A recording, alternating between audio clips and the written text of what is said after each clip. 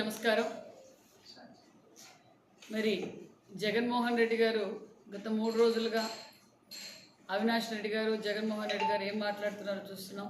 అదేవిధంగా మరి ఈరోజు సాక్షి పత్రికలో అప్రసమావాదిక అరాచకవాది చంద్రబాబు ఇదే విధంగా గతంలో కూడా బాబాయిని గొడ్డలు పోటు పొడిచి నారావారి చరిత్రని పేపర్లో రాయడం చూసాం. మరి జగన్మోహన్ రెడ్డి గారికి భయం పుట్టుకొని జగన్మోహన్ రెడ్డి గారికి ఒక పక్క అవినాష్ రెడ్డి గారికి నిన్న పులివెందుల్లో మొన్నటి రోజు పులివెందులో సేవ్ డెమోక్రసీ అంటే ఆ పార్టీకి కానీ ఆ పార్టీలో ఉన్నవారికి కానీ అర్థమే తెలియదు.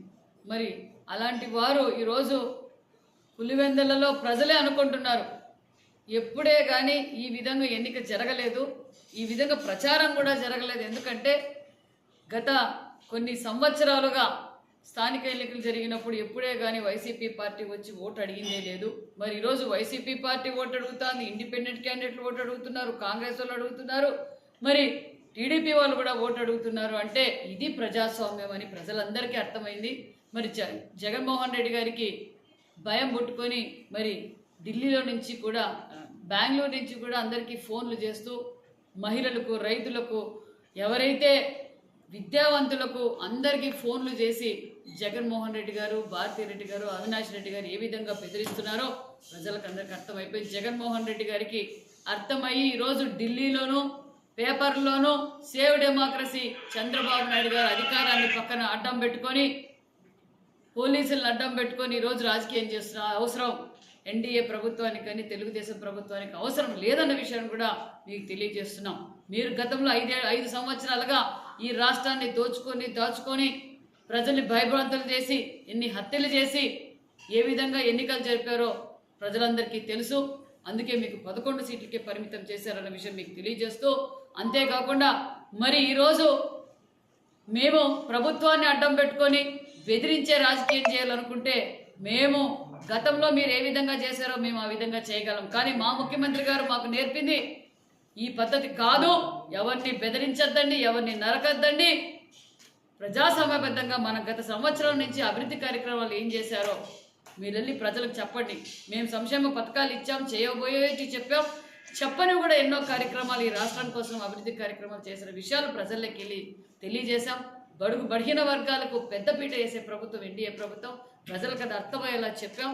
ప్రజలు కూడా దానికి సానుకూలంగా మా ఓటును మేము ఉపయోగించుకునే విధంగా ప్రభుత్వము మరి ఎలక్షన్ కమిషన్ కూడా చేసినందుకు ప్రజలు చాలా ఆనందంగా ఉన్నారు. రేపటి రోజు స్వచ్ఛందంగా ప్రజలు వచ్చి ఓటు వేస్తారన్న విషయం తెలుసుకునే జగన్మోహన్ రెడ్డి గారికి భయభ్రాంతులు అవుతున్నారు. మరి సతీష్ రెడ్డి గారు అంటున్నారు లోకేష్ గారు నాకు ప్రాణహాని ఉంది, లోకేష్ గారు చేస్తారు, బీటెక్ రవి గారు చేస్తారు, అదేవిధంగా ఆదినారాయణ రెడ్డి గారు చేస్తారంటున్నారు.